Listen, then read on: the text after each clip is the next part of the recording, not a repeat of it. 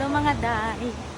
So karon na meron sa baybay walking at mi sa Pikas Kambulo. We call it Pikas Kambulo kaya ang ano pa is Kambulo pod. Pero sa Pikas is Kambulo pod. So we call it Pikas Kambulo. So karon kuyog ako. Mother, sisters, and auntie. Maning baybay na mo. Baybay sa mo aday.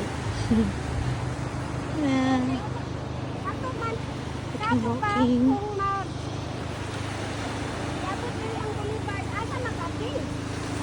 Dire. Dire sila. Ah.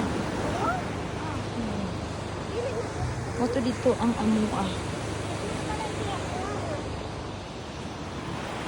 Lamig diri.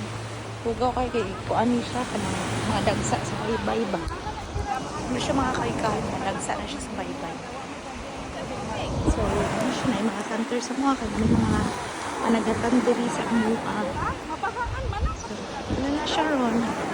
So, una gwapa daw kayo. So, una gwapa daw ano kaya ang baybay diri. Una ilang ginaistoryahan. Okay. Sa, siyempre, nagkadugay ang sa panahon, sa climate.